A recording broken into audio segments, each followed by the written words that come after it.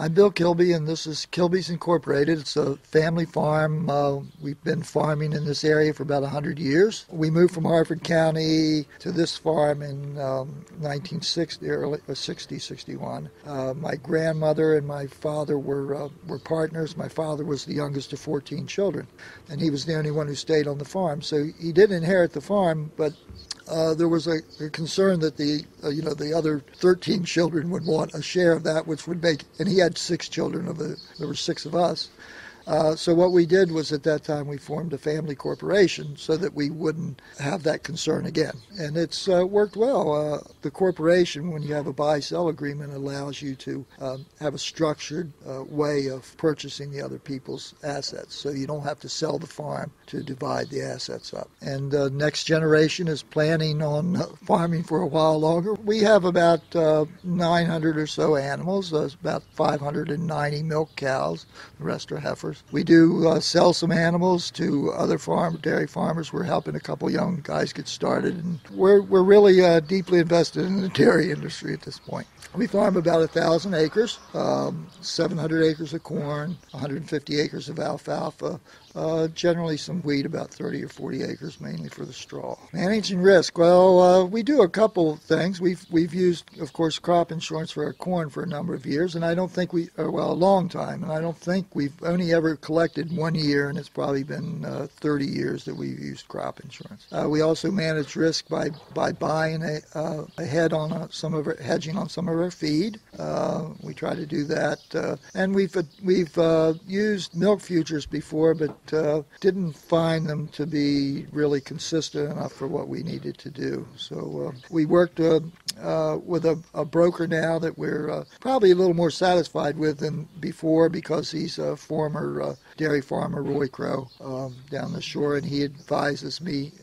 What we usually look at is the premium cost for the for the percentage of risk that it covers, and we usually stick with about a 70% recovery rate if we would have to collect. It seems to be what we can afford. The government copay has worked real well with sort of like health insurance, has worked real well to help encourage us to continue to use it. Well, I think we're kind of blessed around here, to tell you the truth. We normally get enough rain. The only and one of the things that's made it great in the past few years is the new genetics in corn, seed corn. Our corn seems to be able to weather the cold weather in the spring wet weather in the spring we've been having, and then if it's a droughty year, it seems to wait until it gets some rain to recover. But I guess the greatest challenge is just trying to time our planting so we can get the maximum amount of growth days, so we can come back in and plant a cover crop, which we normally harvest. So our attempt is to get 2 crops per year per acre. Our challenges is just trying to get that crop in and off and another crop in. We have a crop advisor, who helps us with our nutrient management plan. And I guess one of the best things they can do is get the most out of their manure. I mean, it's really a good resource. It's sort of like the methane digester. But gosh, I wish I would have thought of that a long time ago. It's like you're a resource that's wasted. And so getting the most out of your manure, trying to make the best of your crops, get 2 crops per acre, using those advisors to balance your rations. One thing we've done here is we've switched to amino-based acid rations, I guess probably about 5 or 6 years ago, and they've come out with an additional one now, lysine, which makes it even better. We're able to save more money. We don't have to use blood meal in our feed anymore. And so I think we're doing a better job of feeding.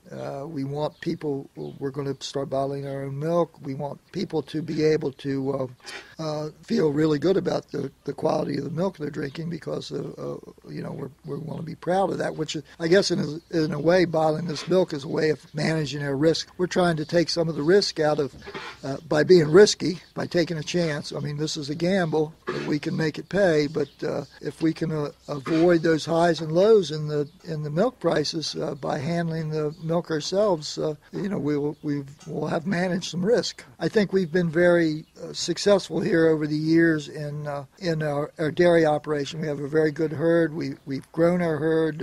So my daughter-in-law and daughter and wife started on this project with the ice cream farm business about 5 years ago, and it's grown. It's probably doubled in size every year, and they've outgrown their facility. And so we needed to do more. We needed to take this risk, trying to have more control over the what we receive for our milk. And so that's what it all came out of. So this project is basically for my daughter, my son, and their families who are interested in going more direct to the customer. And what we'll do is we'll reduce our herd size as that takes off, because we found that managing the farm and selling direct to customers takes a lot of management. The methane digester was part of our plan for our bobbing plant. We're a CAFO here, and we had to upgrade our whole facility. I guess several years ago. Got great cooperation from Soil Conservation, the Maryland Department of Agriculture, and got a lot of cooperation in updating our facility. And we've gone through a series of upgrades every year, but it reached the point where we needed to upgrade everything. And the methane digester seemed to be a logical step in that EPA is, already started talking about clean air quality, not only clean water, but clean air for farms. So we decided we wanted to use our waste from the dairy plant and the cows to produce electricity and hot water for our dairy plant so we can be more competitive than other dairies, for instance, because we have an edge on producing electricity. And the other part of it is we hope that consumers will respond to our interest in producing environmentally friendly milk, so that they will feel that the product they're buying is made under the best conditions. And so it's a kind of a double-edged thing. We hope to be able to save money producing the milk and to encourage people to buy it because it's better than other people's milk, I guess. One of the reasons we've done so well here in Cecil County, because we've really had it's really a good place to live in the sense that I think the future of agriculture in Maryland depends a lot on regional situations, and we're right contiguous to Chester and Lancaster County, Pennsylvania.